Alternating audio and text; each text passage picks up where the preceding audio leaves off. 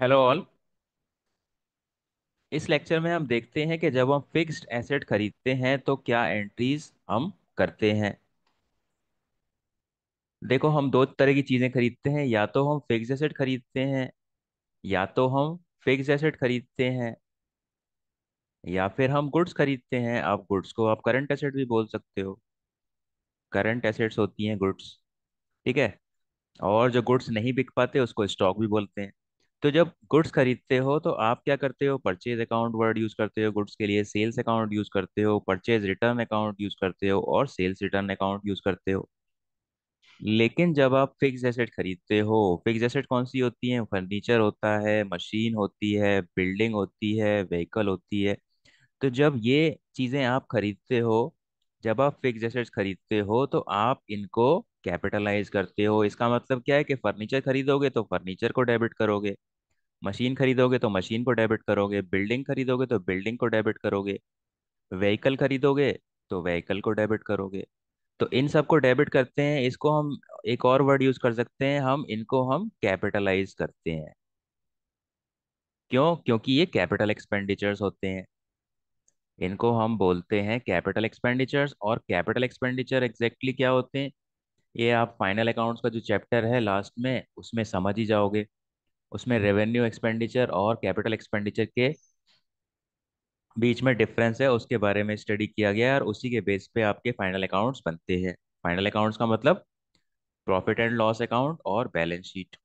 और ये जो होते हैं परचेज, सेल्स, ये सब होते हैं रेवेन्यू आइटम्स। और रेवेन्यू आइटम होते हैं तो ये जाते हैं प्रॉफिट एंड लॉस अकाउंट में। इन्हीं से हमारा प्रॉफिट या लॉस निकलता है, प्रॉफिट एंड लॉस बना के। तो इस लेक्चर में हम देखेंगे जो फिक्स एसेट जब खरीदी जाती है तो क्या एंट्री की जाती है। तो देखो, जब फिक्स एसेट हम खरीदते हैं तो एक चीज आप ध्यान रखो, आपका है ये बिजनेस, आपका है ये बिजनेस, और यहाँ पे कोई सेलर है और सेलर से आपने मशीन खरीदी। मशीन की कॉस्ट क्या है? मशीन की कॉस्ट है 10,000 रुपीज। तो जब अब मशीन की कॉस्ट 10,000 रुपीज है और उसको आप ऑफिस तक अपने लेके आए, आपने कितना किराया दे दिया? 500 रुपये दे दिया। कार्टेज, कार्टेज एक्सपेंसेस 500 रुपये दे के आप ऑफिस तक ले आए। और फिर ऑफिस तक ले आए तो आपने क्या किया? वो मशीन क्या है, इंस्टॉल करनी पड़ती है, जमीन में फिक्स करनी पड़ती है, अदरवाइज वो उसको ऑपरेट करना पॉसिबल नहीं है। तो आपने क्या किया? उससे एक सीमेंट का स्ट्रक्चर बना दिया जिसपे उस मशीन को फिक्स कर दिया। तो इस तरीके से मशीन को फिक्स जो किया जाता है उसको क्या बोला जाता है? Installation expenses. तो सपोज इंस्टॉलेशन एक्सपेंसेस हो गए 1,000 रुपये इस मशीन के। तो अब आप एक चीज देखो कि आपने 10,000 की मशीन खरीदी, 5,000 रुपये कार्टेज में दिए, और 1,000 रुपये में उसको इंस्टॉल कर दिया। क्या ये सब खर्चा करने के पहले आप उस मशीन को यूज कर कर सकते हो? नहीं कर सकते हो। यानी कि आपको ये 500 रुपये और ये 1,000 रुपये खर्च करने पड़ेंगे। तो इसीलिए मशीन की कॉस्ट क्या हो गई? कॉस्ट हो गई 10,000 रुपीज प्लस 500 प्लस 1,000 रुपीज। तो ये कितना होता है? 11,500। तो हमारी मशीन की कॉस्ट वो नहीं है जो उसका प्राइस है 10,000 रुपये। हमारी मशीन का या फिक्स एसेट का प्राइस वो होता है जो उसको वर्केबल कंडीशन तक के लाने के सारे खर्चों को हम ऐड कर देते हैं। ठीक है। तो इससे एक रूल बन जाता है। वो रूल क्या है? All the expenses incurred on fixed assets up to the time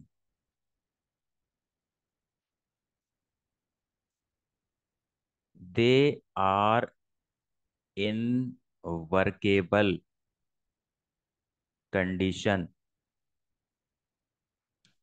वो सारे खर्चे जो मशीन में खर्च करते हो खरीदते समय, उस समय तक, जब तक कि वो वर्केबल कंडीशन तक नहीं आ जाती, are debited to fixed asset account.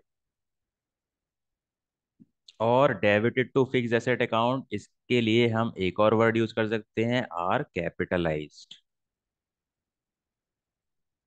तो ये मतलब होता है कैपिटलाइज का, यानी कि आपने जब 10,000 रुपये की मशीन खरीदी और उसमें 500 रुपये आपने कार्टेज दिया और उसमें 1,000 रुपये आपने उसको इंस्टॉल करने के लिए खर्च कर दिए, तो आपकी मशीन की वैल्यू कितनी हो गई? 11,500, ना कि 10,000। तो ये अकाउंटिंग में एक बहुत इंपॉर्टेंट रूल है। जब भी आप फिक्स एसेट खरीदोगे तो आप इस रूल को हमेशा ध्यान रखोगे। तो ये वाला रूल है, आपको हमेशा याद रहना चाहिए जब आप अकाउंटिंग पढ़ते हो। तो अब देखो यहाँ पे आप एंट्री कैसे करोगे? एंट्री कैसे करोगे? जर्नल में। तो जर्नल ऑफ, जिसका जर्नल बना रहे हो नाम नहीं है तो खाली छोड़ दो इसको। फिर डेट,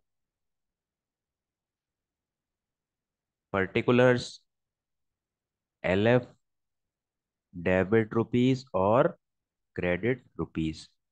और इसकी डेट सपोज कुछ भी है, 2021 है, इसकी मई 28 है इसकी डेट। तो देखो हमने क्या एंट्री बनाई, अब हमने एंट्री बनाई machinery account debit to cash account. तो यहाँ पे क्या लिखेंगे हम? मशीन की वैल्यू 10,000 नहीं लिखेंगे, हम यहाँ लिखेंगे 11,500।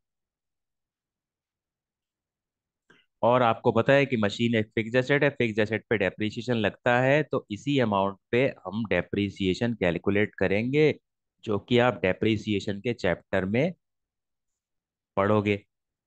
तो ये हो गई फिक्स एसेट की एंट्री खरीदने की। तो इसमें नरेशन क्या लिखोगे?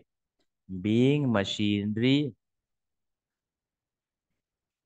परचेज्ड फॉर 1,500 कार्टेज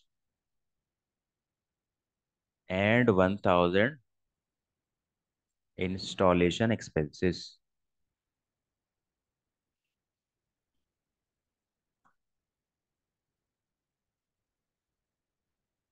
और ये आपकी एंट्री क्लोज हो गई।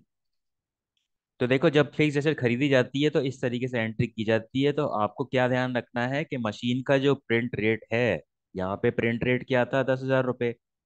तो हमने 10,000 से एंट्री नहीं करी, हमने क्या करा, मशीन को चालू हालत तक लाने तक के सारे खर्चे मशीन अकाउंट में डाल देते हैं, यानी कि कैपिटलाइज करते हैं। तो हमने क्या किया, ये जो 500 था इसको भी ऐड कर दिया इसमें, और 1,000 रुपये इसको भी ऐड कर दिया, क्योंकि ये 500 और 1,000 रुपये अगर हम नहीं खर्च करेंगे तो मशीन को हम यूज नहीं कर पाएंगे, वो यूजेबल कंडीशन में नहीं आ पाएगी। ठीक है। तो ये थी आपकी फिक्स एसेट खरीदने की एंट्री। और एक अकाउंटिंग में कंसेप्ट होती है जिसके अकॉर्डिंग हमने ये ट्रीटमेंट किया है, उस कंसेप्ट को अकॉर्डिंग में क्या कहते हैं? कॉस्ट कंसेप्ट या कॉस्ट प्रिंसिपल। ठीक है। तो कॉस्ट प्रिंसिपल यही कहता है कि जब आप फिक्स एसेट खरीदते हो तो उसको वर्केबल कंडीशन तक लाने तक के सारे खर्चे उस मशीन के अकाउंट में आप डेबिट करोगे या डालोगे या उसको कैपिटलाइज करोगे। तो ये तो कंसेप्ट थी कॉस्ट कंसेप्ट, और जब फिक्स एसेट खरीदते हैं तो क्या ट्रीटमेंट होता है। So that is it for this lecture. Thank you.